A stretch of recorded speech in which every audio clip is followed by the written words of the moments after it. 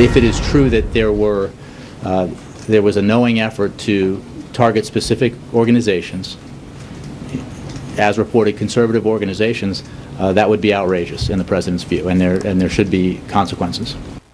That was White House Press Secretary Jay Carney last hour on increasing calls now for more answers over the growing IRS scandal.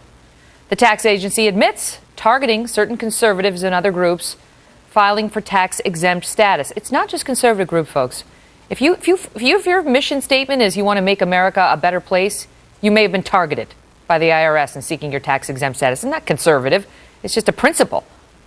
These are folks that want a tax-exempt status, like they call it 501c3 designation. Nonprofit public charities or private foundations that have open membership. They're not allowed to engage in political activity as their main sort of thing. They're not allowed to endorse or oppose political candidates or to donate money or time directly to these political campaigns.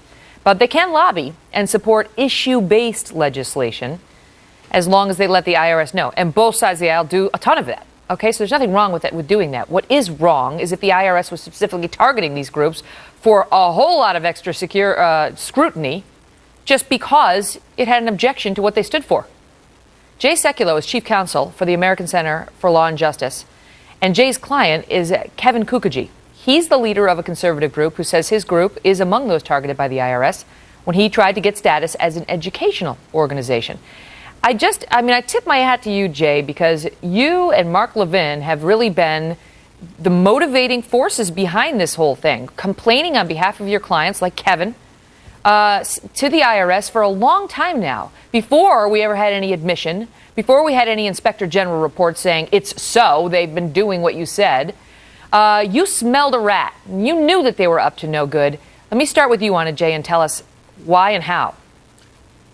Well, first of all, Mark Levin's organization and Landmark Legal did a great job in getting this Inspector General report started. We've handled the individual cases. He got the Inspector General report started, so he's done a great job, and I appreciate what Mark's done and our team. But let me tell you what I'm holding in my hand. I want to put an end to a myth right now. This is a letter from the Internal Revenue Service, Megan. This letter is from the Washington, D.C. office of the Internal Revenue Service. It's involving one of our clients in Albuquerque, New Mexico. It is signed by not just an agent, but a tax law specialist who is a lawyer with the Internal Revenue Service. So this whole notion that this is some limited, low-level staff, that is over with. This is out of Washington, D.C. So this whole narrative that the administration's putting forward, that Jay Carney keeps talking about, if the targeting happened, really, it's not an if. They've apologized for it, which, by the way, the apology is not accepted. They've apologized for targeting, so the president needs to stop the if and get to the reality here that this was a complete misuse of the Office of the Internal Revenue Service, an office that I started my career with as a tax lawyer, as a trial lawyer, a long time ago. And this is outrageous, and what our clients have been put through, years of waiting, is inappropriate, frankly unconstitutional. Reportedly, this Inspector General's report, which we are hoping to get any day now, will say that senior IRS officials knew. They knew this was happening as early as 2011.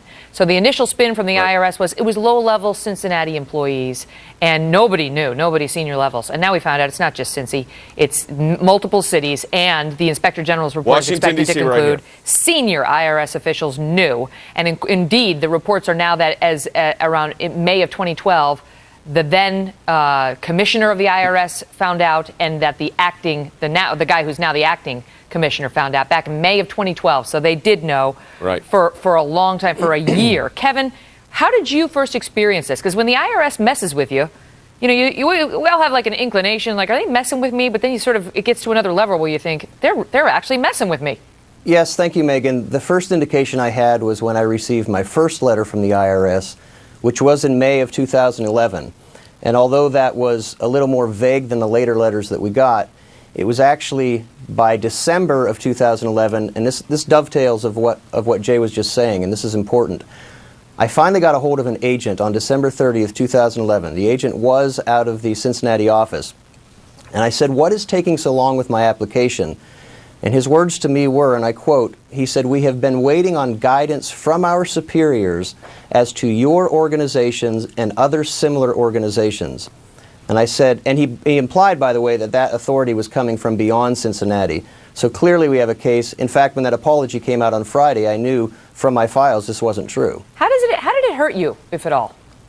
How did it hurt me? Gosh, let me count the ways. First of all, I was launching my organization, so I got a first-time grant of $30,000 promised to me upon condition that I get status.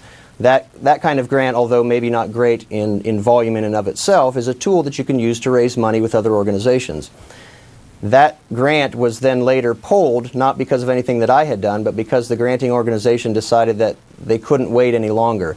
In addition to that, I invested between $30,000 and $50,000 of my own money, all of which is for naught at this point. I want to ask you, Jay, because now we've had even the Attorney General suggest that this may be criminal behavior. It's obviously outrageous, and every American should be concerned. But now they're talking about criminal. And I want to pick it up with you there after this break about whether somebody should be behind bars for this behavior if it is proven in a court of law. That's next.